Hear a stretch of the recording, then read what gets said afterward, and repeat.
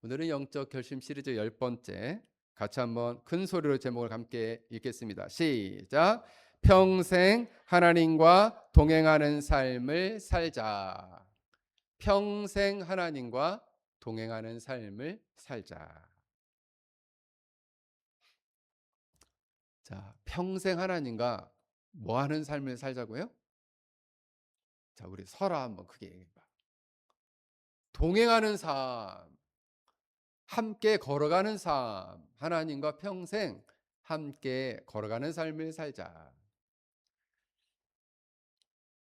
미국에 실제로 있었던 일인데, 한 부자가 살았습니다. 그 아빠 이름은 딕 호이트라는 아빠 이름이고, 아들의 이름은 릭 호이트예요. 릭 호이트. 그런데 이 어린 아들이 어릴 적에 사고를 당해가지고 하반신 마비가 됐어요. 그런데 이 아빠는 이 아이를 집에만 두질 않고 이 아이와 함께 운동을 하기 시작했습니다. 그래서 제일 먼저 한 운동이 뭐냐면 휠체어에 태워서 달리기 하기. 그래서 이 아이를 휠체어에 태워서 달리기 대회를 나갔어요. 근데 아이가 이 달리기 대회를 나가니까 너무 좋아하는 거예요. 자기는 다리가 불편해서 달릴 수 없지만 아빠가 뒤에서 이 휠체어를 밀어주니까 내가 마치 뛰고 있는 것 같아요 하면서 너무 좋아하는 거예요. 그래서 아빠가 이제는 휠체어 달리기 말고 철인 3종 경기도 하자. 아빠와 함께 하자. 그랬어요. 철인 3종 경기는 수영이 있잖아요, 수영. 그래서 아들을 보트에 태우고 아빠가 뒤에서 이제 수영을 하는 거예요. 자전거도 아빠가 이 아이를 앞에 태우고 자전거를 타는 거예요. 마라톤은 휠체어를 밀면서 마라톤을 하는 거예요. 그리고 이것을 무려 몇 년간 했느냐? 37년 동안. 몇 년간 했다고요? 37년 동안 했어요. 37년. 그래서 사람들이 그랬어요. 이 아빠에게. 아니, 혼자서 대회를 나가면은 기록이 엄청 좋을 것 같은데 왜 혼자 대회를 나가지 않습니까? 그때 아빠가 저는 아들이 없다면은 내가 이렇게 달릴 이유가 없습니다. 라고 말했답니다.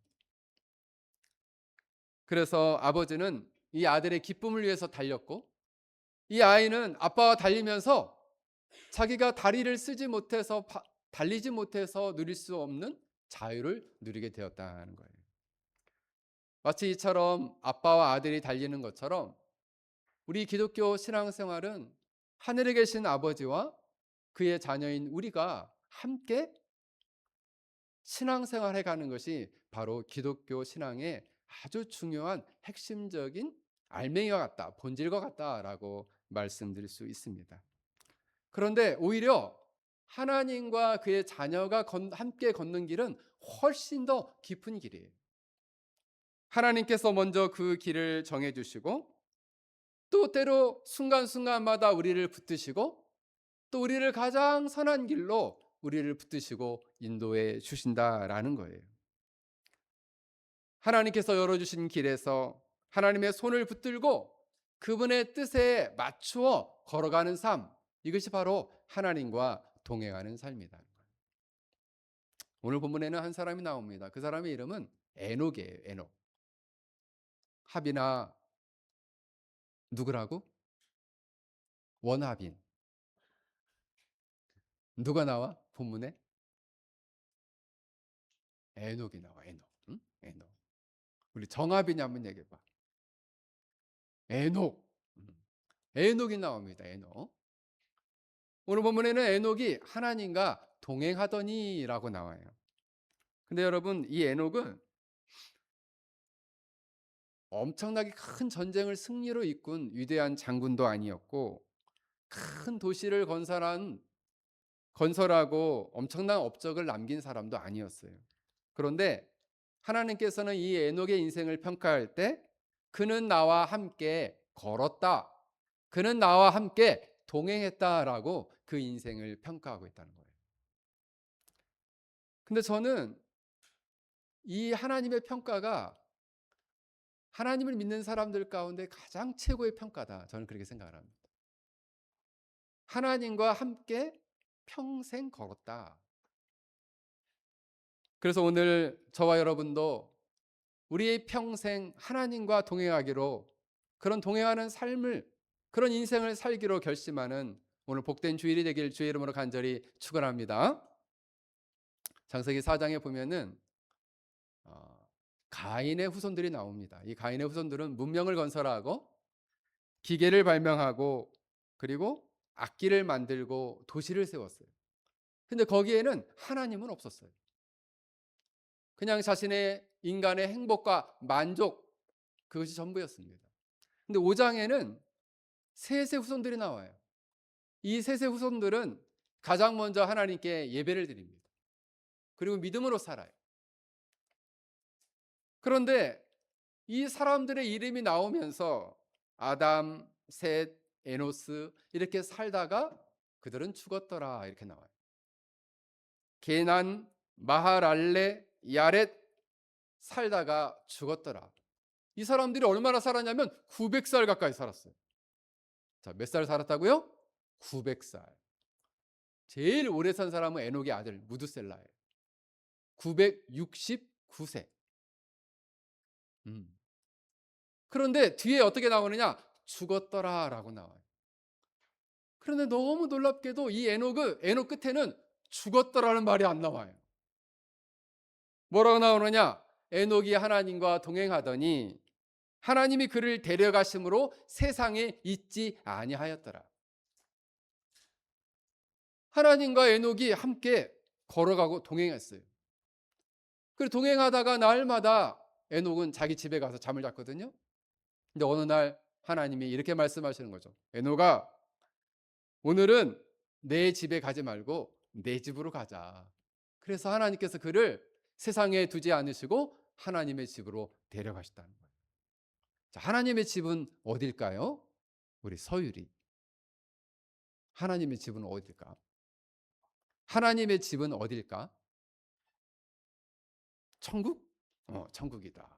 하나님의 집은 천국이다. 여러분, 바로 오늘 본문은 에녹은 하나님과 최종적으로 하나님과 동행한 사람의 최종적인 모습은 어떤 모습인가를 명확히 보여주고 있다는 거죠. 에녹 시대에도 많은 사람들이 살았습니다. 오늘 유다서 1장 14절에서 16절을 보면 에녹 시대에 살았던 사람들의 모습을 보여줘요. 이 사람들은 항상 자신의 이익과 만족을 위해서 아첨하고 그리고 자신의 행복을 추구하는 삶을 살았습니다. 때로는 자기가 원하는 인생을 자기의 정욕대로 살지 못할 때는 불평을 터뜨리고 불만을 터뜨리고 누군가에게 자기를 건들면 그들을 향해서 진노를 쏟아내는 그런 삶을 살았다는 거죠.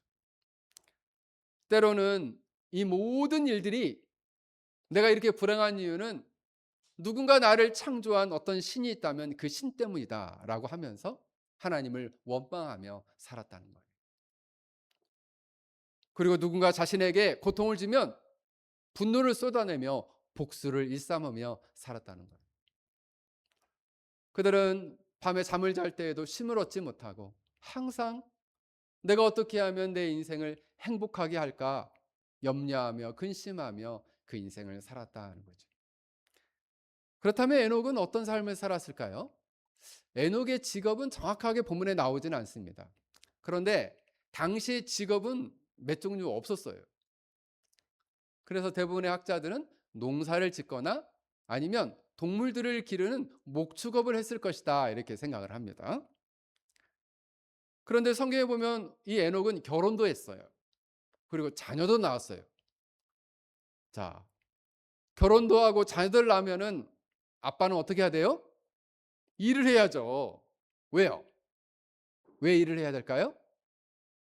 자녀를 부양하고 아내도 먹여 살리고 자식들도 먹여 살려야 되니까 열심히 일을 해야 되겠죠. 에녹은 그 시대에 많은 사람과 함께 살았는데 그 시대의 사람들과 같은 해 아래 같은 비를 맞고 그리고 가정을 돌보며 생업을 일구며 살았다는 거죠.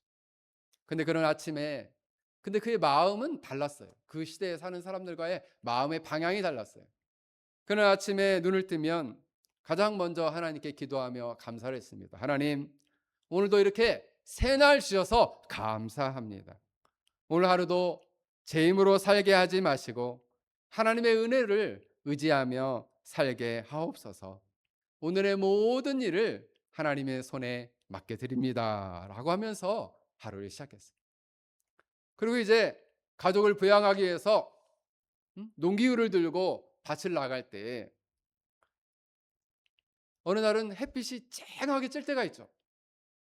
그러면은 이 밭을 매다가도 하나님, 제가 이렇게 씨는 뿌렸는데 하나님께서 이렇게 좋은 햇빛, 이 시원한 공기를 주시니까 이 작물들과 채소들이 이렇게 잘 자랄 수 있게 해주셔서 너무 감사합니다. 이렇게 감사를 드리고 또 비가 막 갑자기 확 쏟아지면 하나님, 이렇게 또 땅이 마르면 작물들이 죽는데 이 비가 이렇게 흠뻑 와서 이렇게 예쁘게 아름답게 풍성하게 열매를 맺고 꽃이 필 수 있도록 물을 공급해 주시니 너무 감사를 드립니다. 라고 하나님께 감사를 드렸다는 거예요. 그런데 당시에 불경건한 사람들을 만나면 그리고 그 사람들의 악한 말과 악한 행동, 서로를 속이고 미워하고 폭력을 행하고 탐욕을 일삼는 모습을 보게 되면 에녹은 또 이렇게 하나님께 기도했을 거예요. 거룩하신 하나님, 사람들이 하나님을 무시하고 원망하며 저렇게 정욕대로 자기 자신을 자랑하고 자기의 유익만을 위해 살아가는데 저들의 잘못된 생각과 행동대로 살게 하지 마시고 제가 하나님의 뜻과 생각을 잘 분별해서 그 뜻대로 살게 해 주십시오라고 그는 기도했을 거라는 거예요. 마지막 저녁이 되어 지친 몸으로 집에 돌아와서 이제 하루의 피로와 염려를 또 하나님께 맡기며 이렇게 기도했을 거예요. 거룩하신 하나님, 사랑의 하나님, 오늘도 저와 한날 함께 해 주셔서 하나님의 선하신 은혜에 오늘도 보호해 주시니 참으로 감사를 드립니다. 오늘 제가 하나님 앞에서 범죄한 것들이 있다면 하나님 용서해 주시고 그리고 제가 아직 해결하지 못한 많은 일들과 어려움이 있는 것도 하나님께 맡겨드립니다. 오늘 이 밤에도 편안한 잠을 잘 수 있도록 은혜를 내려주십시오 라고 기도하며 그는 잠자리에 들었다 하는 거죠. 여러분, 에녹은 하루를 열 때에도 기도로 열고 또 잠을 잘 때에도 기도하며 잠을 잤다는 거죠. 그래서 여러분, 기독교의 참된 영성, 참된 경건은 일상을 떠나는 경건이 아니라 일상의 삶 속에서 하나님과 이처럼 매 순간 동행하는 삶, 매 순간 함께하는 삶이 바로 기독교의 참된 영성이라 경건이라 말할 수 있습니다. 그런데 이러한 삶을 에녹은 몇 년을 살았느냐? 22절에 무드셀라를 낳은 후에 300년을 하나님과 동행하며. 여러분, 몇 년을 했다고요? 몇 년? 자, 우리 성현이 300년을 하나님과 동행했다. 여러분, 살다 보면은 좋은 날도 있고 힘든 날도 있고 건강한 날도 있고 몸이 약해진 날도 있지만 그냥 한두 번 기도하고 만 것이 아니라 이것을 300년 동안. 그래서 학자들은 무드셀라를 낳고 나서 아이를 키우면서 이 생명에 대한 소중함, 또 가족에 대한 부양함을 가족을 또 자녀를 키우면서 내 자신이 어떻게 살아야 할까? 그리고 이 자녀 앞에서 내가 어떠한 삶의 모범을 보여줘야 할까를 이 에녹은 고민했을 것이다라고 학자들은 봅니다. 그래서 그는 300년을 변함없이 지속적이고 어려울 때나 슬플 때나 기쁠 때나 건강했을 때나 몸이 연약했을 때나 늘 하나님과 동행하는 삶을 살았다는 겁니다. 지속적으로 반복적으로. 그래서 원문에 보면 그가 계속 걸었다. 그가 계속 하나님과 300년을 동행했다라고 나옵니다. 그렇다면 에녹이 이렇게 하나님과 동행했다고 하는데 동행하는 삶은 그럼 어떤 것이 하나님과 동행하는 삶입니까? 이걸 세 가지로 말씀을 드리고자 합니다. 첫 번째로 하나님과 동행하는 표제의 첫 번째는 뭐냐 하면 새 생명을 가지고 하나님과 평화를 누리는 삶이에요. 로마서 5장 1절에 보면 그러므로 우리가 믿음으로 의롭다 하심을 받았으니 우리 주 예수 그리스도로 말미암아 하나님과 화평을 누리자. 여러분, 관계가 안 좋고 불화한 사람은 함께 걸어갈 수 없어요. 왜요? 불편하니까. 하나님과 함께 동행하기 위해서는 그 관계가 화평한 관계, 평화를 누리는 관계가 되어야 한다라는 거예요. 그래서 예수 그리스도로 말미암아 하나님과 화평을 누리자. 우리가 믿음으로 말미암아 의롭다 하심을 받았으니. 여러분, 죄인은 그런 점에 있어서 하나님과 함께 걸어갈 수 있다 없다? 걸어갈 수 있다 없다? 우리 사랑이 없다. 걸어갈 수 없어요. 오히려 죄인들은 하나님을 보면 두려워하게 되죠. 아담은 어떻습니까? 범죄하고 나서 동산에 있는 나무 사이에 하나님의 낯을 피하여서 숨었어요. 왜요? 내가 두려워서 무서워서 숨었습니다. 하나님과 함께 걸어갈 수가 없어요. 로마서 8장 7절을 보면 육신의 생각은 하나님과 원수가 되나니 이는 하나님의 법에 굴복하지 아니할 뿐만 아니라 할 수도 없음이라. 육신에 있는 자는 하나님을 기쁘시게 할 수 없느니라. 죄 가운데 살아가는 사람은 하나님과 동행할 수 없다는 거예요. 그러면 하나님과 평화를 누리기 위해서는 무엇이 필요할까요? 바로 예수 그리스도만이 하나님과 우리와 화평과 평화를 누릴 수 있는 유일한 길이라는 거예요. 여러분, 하나님은 매우 거룩하신 죄로부터 완벽하게 순결하신 분이기 때문에 우리가 죄 가운데 있으면 우리와 함께 걸어갈 수 없는 분이세요. 그래서 인간 스스로는 하나님과 걸어갈 수 없기 때문에 하나님께서 이러한 인간의 죄인된 인간을 긍휼히 여겨 주셔서 하나님의 아들이신 예수님을 이 땅에 먼저 보내셨어요. 그래서 먼저 우리는 하나님의 말씀을 순종할 수도 없는데 하나님의 모든 율법을 먼저 다 순종하게 하셨어요. 그리고 십자가에서 하나님의 우리의 죄를 모두 짊어지시고 하나님의 진노를 몸소 공의로운 심판을 몸소 다 우리를 대신해서 받으심으로 말미암아 하나님과 우리 사이의 평화, 화평을 예수님께서 이루어 주셨다는 거예요. 골로새서 1장 20절에 이렇게 말씀합니다. 그의 십자가의 피로 화평을 이루사. 예수님의 피, 이 십자가의 피를 통해서 하나님과 우리와 화평, 평화를 이루게 하셨다는 거예요. 그런 점에서 예수님의 피로써 하나님과 우리와 화해를 시키셨다. 그 관계를 회복시키셨다 해서 중보자라고 말씀드릴 수 있어요. 중보자라는 뜻은 하나님과 우리와의 관계를 회복시키시는 분, 연결해 주시는 분, 그 관계를 화해시키시는 분이라는 뜻이에요. 그렇다면 예수님께서 이렇게 놀랍도록 십자가의 피로써 하나님과 우리와 화해를 이루어 주셨는데 그 화해가 진짜 우리에게 임하려면 어떻게 해야 됩니까? 그것은 성령님이 우리를 도와주셔요. 우리로 하여금 죄와 우리의 눈을 밝혀주셔서 우리의 죄와 비참함을 깨닫게 해주시고 그리고 죄를 사랑했던 마음을 변화시켜 주셔서 우리가 죄를 회개하고 예수님을 구원주여 하나님의 아들로 믿는 믿음을 성령님이 우리에게 주신다는 거예요. 그 믿음을 가지고 예수님의 십자가의 보혈의 은혜를 믿음으로 받아들이게 될 때 하나님과 우리와 평화가 이루어지게 된다. 자, 믿음으로 말미암아 예수님의 십자가의 놀라운 그 화평의 은혜를 우리가 받아들이게 될 때 하나님과 우리와 평화가 이루어지게 된다는 거예요. 그래서 여러분, 기독교는 왜 기독교냐? 예수님을 빼고는 하나님과 우리와 평화를 누릴 수 없기 때문에 바로 기독교예요. 예수 그리스도를 믿는 신앙. 그게 바로 기독교예요.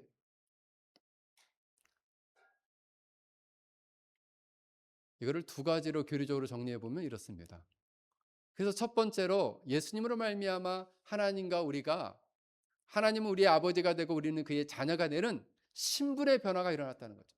죄의 종에서 하나님의 자녀여 백성이 되었다는 거예요. 이것을 신분적인 변화, 원리적인 평화라고 말할 수 있습니다. 요한복음 1장 12절에 영접하는 자, 즉 예수님을 하나님의 아들이여 구원주로 영접하는 자는 그 이름을 믿는 자에게는 하나님의 자녀가 되는 권세를 주셨다.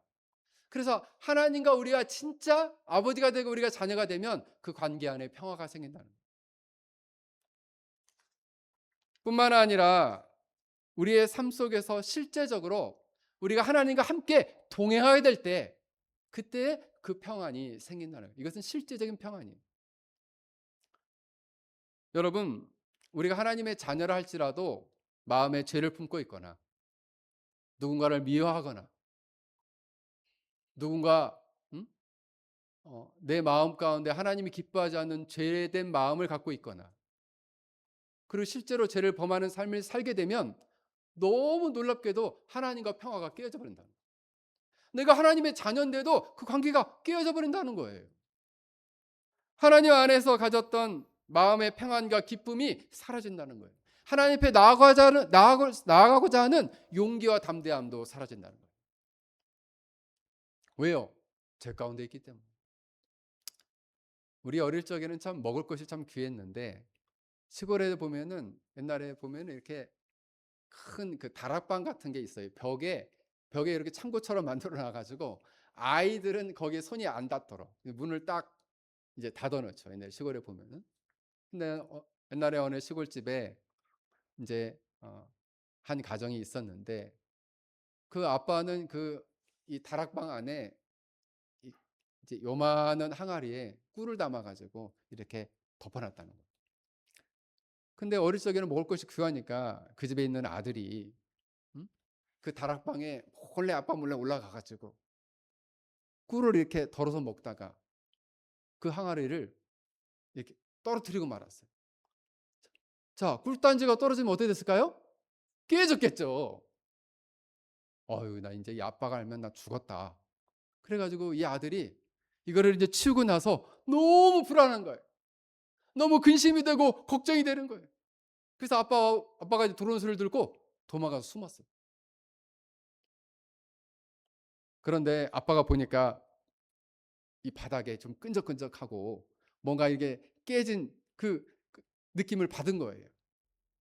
근데 아들이 계속 숨어 있으면은 어떤 마음이 들까요?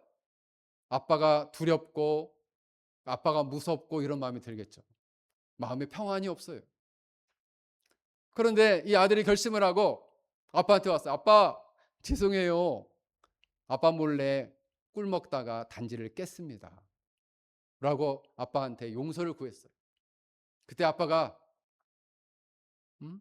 혼내기는 하지만 아빠가 그 아이를 용서해 줬을 때 그 아이 마음에는 뭐가 왔을까요? 마음의 평화가 왔어요. 아, 아빠가 나를 용서해 주셨다. 이제 내가 아빠 무서워하지 않아도 되는구나. 그게 바로 뭐냐? 실제적인 평안이에요. 실제적인 평안. 그래서 우리가 하나님의 자녀라 할지라도 죄 가운데 있게 되면 평안이 사라져요. 그러나 너무 놀랍게도 우리가 죄를 회개하고 자신의 죄를 용서함을 구하고 너무 하나님의 놀라운 사죄의 은혜를 덧입게 되면 그 마음 안에 하나님이 평화를 주신다. 그러므로 여러분, 하나님과 동행하는 삶의 첫 번째 표지는 이처럼 하나님과 신분적인 그 신분이 변화되어 새 생명을 얻어 하나님과 평화를 누릴 뿐만 아니라 실제적인 삶 속에서도 하나님과 평화를 누리는 삶이다. 이것이 하나님과 동행하는 사람의 모습이다라는 거예요. 두 번째로 하나님과 동행하는 표지는 하나님을 기쁘시게 함으로 하나님의 영광을 구하는 삶입니다. 하나님과 동행하는 사람은 항상 하나님을 기쁘시게 하고 그 기쁘시게 함을 통해서 하나님께 영광 돌리기를 원한다는 거예요. 히브리서 11장 5절에 이렇게 말씀합니다. 믿음으로 에녹은 죽음을 보지 않고 옮겨졌으니 하나님이 그를 옮기심으로 다시 보이지 아니하였느니라. 그는 옮겨지기 전에 하나님을 기쁘시게 하는 자라 하는 증거를 받았느니라. 에녹은 살면서 300년을 하나님과 동행하면서 하나님을 기쁘시게 하는 자였다.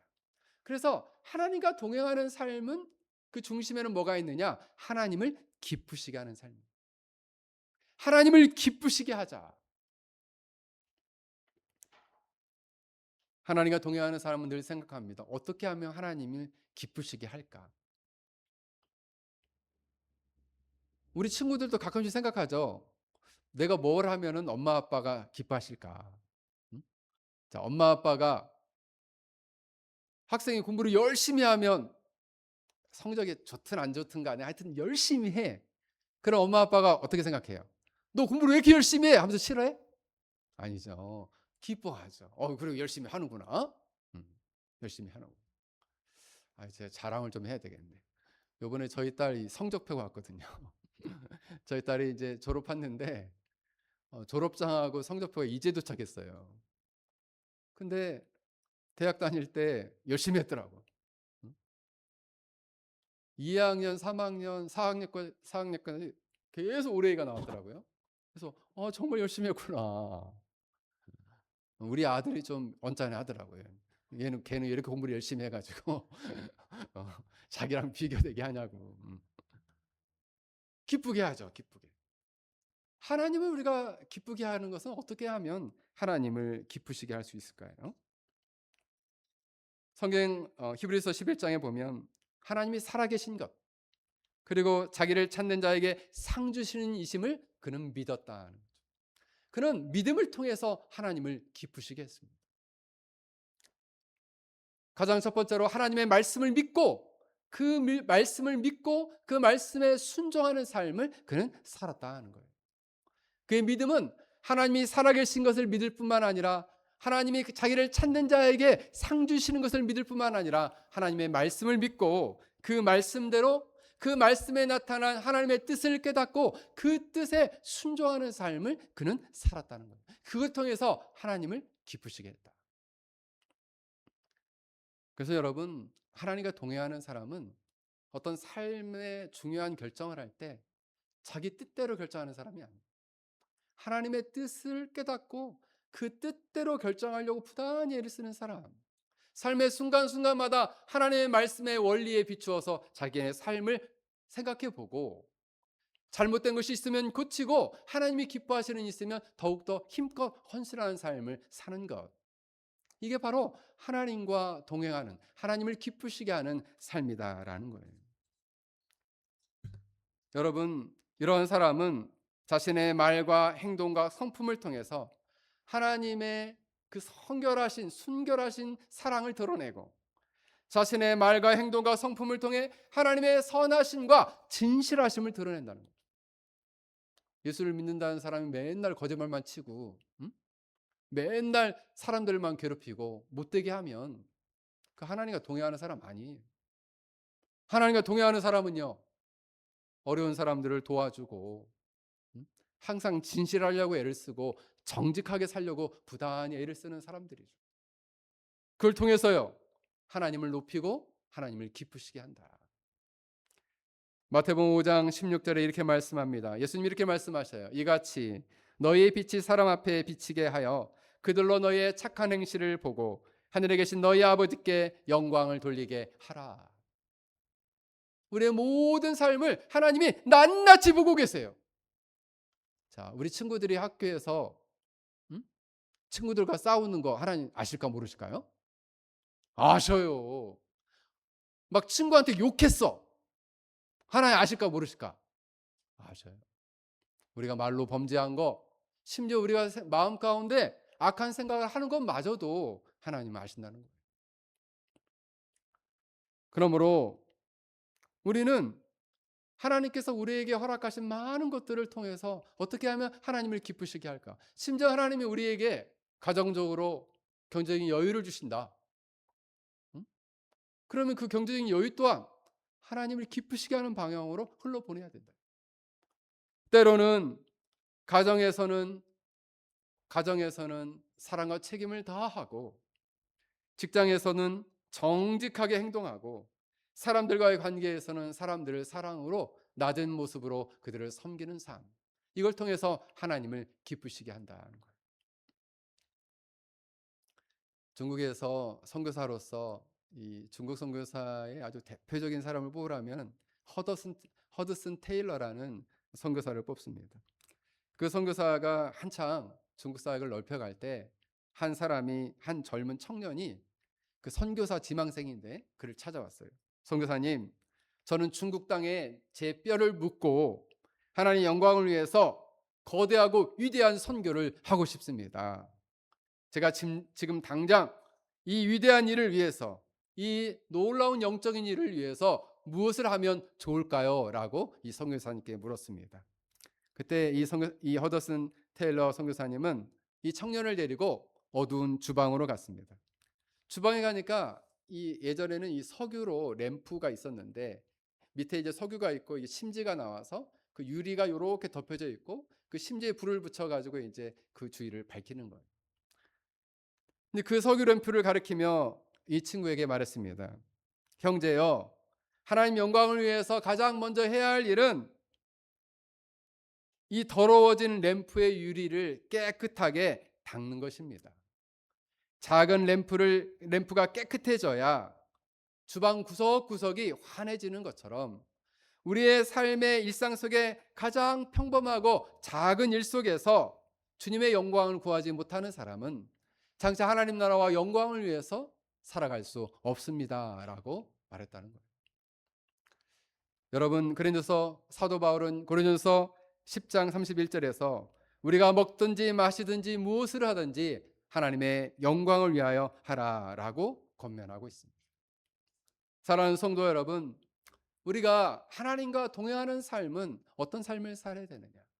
삶의 모든 부분에서 하나님을 기쁘시게 함으로 하나님께 영광을 드리는 그 영광을 구하는 삶을 사는 자, 그런 사람이 에노크처럼 하나님과 동행하는 삶을 사는 사람이다 하는 거예요. 여러분들이 이와 같은 삶을 살 수 있기를 주의 이름으로 간절히 축원합니다. 마지막 세 번째, 하나님과 동행하는 표지 세 번째는 바로 무엇이냐? 세상 속에서 하나님을 증거하는 삶을 사는 것입니다.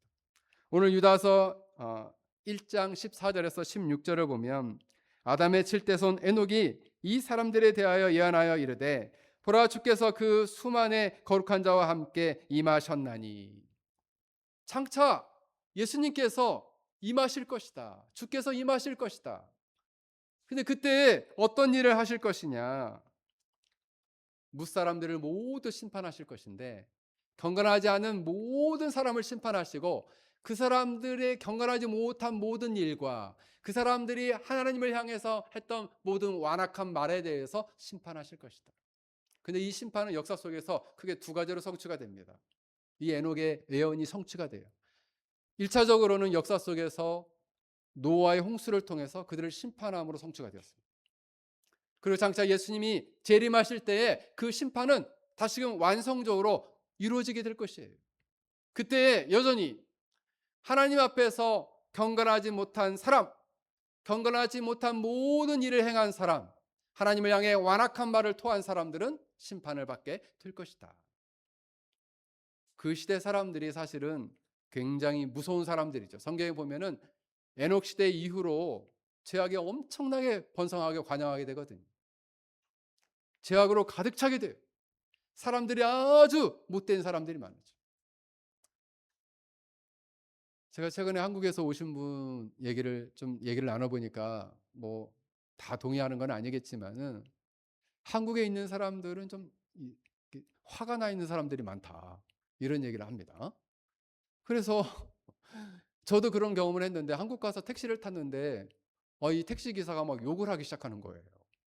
근데 제가 이 차를 타고 있는 동안 계속 욕을 해요. 그래서 그래가지고 빨간불이 들어오면 이 신호등을 향해서 욕을 하고 그 아파트에 들어가면 차단기가 아파트 들어가면 내려오잖아요. 그 차단기를 향해서 또 욕을 하더라고요. 왜요? 왜요? 삶이 자기가 모든 게 다 마음에 안 드는 거예요. 그래서 다 욕을 하는 거예요. 다 욕. 저희 집사람하고 딸이 그 광명역에서 이제 선교사 숙소까지 이렇게 한번 버스를 타고 간 적이 있는데 버스를 앞에 탔는데 어떤 아저씨가 하나 타더래. 그래가지고 그 자리 자기 앞에 앉아가지고 전화기를 들고 전화를 하는데 막 큰 고함을 치며 전화를 하면서 막 욕을 하는 거예요. 근데 버스 타는 내내 욕을 하더라고요. 그래서 우리 집사람하고 딸이 뒤에서 굉장히 두려워 떨었다는 그런 일화가 있는데, 물론 한국 사람만 그런 건 아니겠죠. 하나님을 떠나 살아가는 경건하지 못한 모든 죄인들은 그와 같은 삶을 산다는 거예요. 근데 그들을 두려워하지 않고 이 에녹은 담대하게 그들을 향해서 하나님의 심판이 있을 것이다 라고 예언했다는 거예요. 뿐만 아니라 너희들은 다 지옥의 불쏘시게 될 거야 라고 저주한 것이 아니라 하나님이 하신 말씀을 그대로 선포하는 예언적인 삶을 그가 살았다는 거예요. 뿐만 아니라 이 세상을 향해서 하나님의 심판에 대한 말씀도 했지만 그들을 향해서 돌아오도록 복음을 말로 선포했다는 거예요. 하나님께 돌아오도록 그들을 애정하는 마음을 가지고 그들이 돌이킬 수 있는 마음을 가지고 회개의 길로 돌아오도록 예수님을 구원주여 하나님의 아들로 믿는 믿음 안에 돌아오도록 이 복음을 외치는 삶을 그는 살았다는 거예요. 그러므로 하나님과 동행하는 사람은 세상의 죄는 죄라고 말할 수 있는 용기를 가지고 있어요. 뿐만 아니라 그 죄를 죄로만 정죄하는 것이 아니라 그 죄로부터 돌이켜 우리의 구원주이시고 하나님의 아들이신 예수님을 믿으라고 담대하게 이 복음을 전하는 삶을 산다는 거예요. 더 나아가서 말로만 전할 뿐만 아니라 삶으로도 몸소 그 말씀대로 그 진리를 실천하는 삶을 사는 삶. 이러한 사람이 하나님과 동행하는 사람이다라는 거예요. 그래서 여러분, 실제로 삶으로 그 말씀대로의 삶을 보여주는 삶, 그 말씀대로 순종하는 삶을 실제로 살아가는 삶을 통해서 하나님과 동행하는 삶을 보여준다는 거예요. 저희 장희 목사님은 이제 은퇴하신 지가 한 5, 6년 정도 되셨는데 진도에서 한 40년 목회하시고 사셨는데 저는 참 저희 장희 목사님을 굉장히 존경합니다. 목회자로서 굉장히 존경하고 제가 늘 제가 스스로 하는 믿음의 영적인 결심 중에 믿음의 선진들의 삶을 본받자라는 항상 그 기도를 드리는 가운데 제가 몇몇의 역사 속에 있는 인물들을 언급을 하고 그 다음에 저희 아버님과 같은 그런 목회의 길을 걸어갈 수 있도록 제가 그 모험적인 삶을 따라갈 수 있게 해달라고 매일 기도합니다. 저희 장희 목사님은 한 30년 넘게 알코올 중독자들을 위해서 헌신하셨고 그들의 삶을 정말 헌신적으로 돌보셨어요. 심지어 마을에 버려진 자식들이 버려서 치매에 걸린 할머니를 위해서 그분이 돌아가실 때까지 대소변을 다 받아내시고 그리고 그분이 돌아가실 때까지 섬기셨어요. 그분을 위해서 친히 교회 옆에 집을 지으셨어요. 그 할머니를 섬기고. 그 집이 지금도 남아 있습니다. 사랑의 집으로. 그래서 그 할머니가 돌아가실 때까지 천국에 가실 때까지 자식도 버렸는데 누가 이분을 데려다가 섬기라고 말하는 사람은 없어요. 그런데 그 사람에 대한 불쌍히 여기는 마음, 사랑의 마음을 가지고 그를 섬기셨어요. 근데 그 마을 안에 어떤 일이 생겼냐면 원래 진도는 이 씻김굿이라는 굿이 유명합니다. 그래서 사람이 죽으면은 영혼을 씻겨 가지고 저승에 보내야 된다. 이게 이제 그 사람들이 갖고 있는 세계관이에요. 그래서 사람이 죽으면은 무당을 데려와 가지고 3일 4일 굿을 합니다. 영혼을 씻어 가지고 이제 보낸다. 그러면 그 시골에서 그때 당시에 3천만 원, 4천만 원을 들여서 굿을 해요. 돈 있는 사람들은.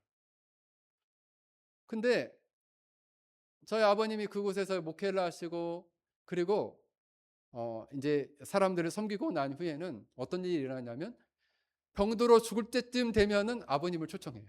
와서 기도해달라. 그래서 믿지 않는 사람들이 죽기 전에 예수님을 영접하고 주님 품에 가신 분들이 많이 계세요. 그럼 어떻게 이 일이 가능한 것이냐? 아버님의 삶을 보면서 저분이 믿는 하나님을 나도 좀 믿고 싶다. 저분이 믿는 하나님을 나도 믿고 살고 싶다. 저분이라면 내가 죽을 때 나를 위해서 기도하면 내가 좋은 곳에 가지 않을까? 라고 생각해서 초대를 하는 거죠. 실제로 그런 삶을 사셨어요. 지금도 그런 삶을 사시고 매일 깨어서 기도하시고. 사랑하는 성도 여러분, 그렇습니다. 하나님과 동행하는 사람은 이처럼 하나님의 진리의 말씀을 증언하는 삶을 살 뿐만 아니라 실제로 그 말씀대로의 삶을 순종하며 그 삶을 통해서 하나님을 드러내는 삶을 산다라는 것입니다. 말씀을 맺겠습니다. 우리가 평생 하나님과 동행하는 어떻게 하면 그렇다면 동행할 수 있을까요? 우리가 결론적으로 첫째로 날마다 그리스도의 십자가를 의지하여 하나님과 평화를 누려야 합니다. 두 번째로는 어떠한 형편이든지 말씀과 기도로 하나님의 뜻을 따라 그 뜻에 따라 순종하며 살아가야 합니다. 기쁠 때나 슬플 때나 건강할 때나 연약할 때나 하나님을 떠나지 말고 매 순간 믿음의 삶을 믿음으로 하나님과 함께 걸어가야 합니다. 그래서 우리가 말씀과 기도 가운데 하나님의 뜻을 따라 걸어가고 또 포기치 않고 매 순간 지속적으로 에녹은 300년을 하나님과 동행했던 것처럼 여러분이 남은 인생 또 일평생을 하나님과 동행하는 축복을 경험할 수 있기를, 그런 인생을 살 수 있기를 주의 이름으로 간절히 축원합니다. 오늘 우리 말씀을 생각하며 우리 함께 같이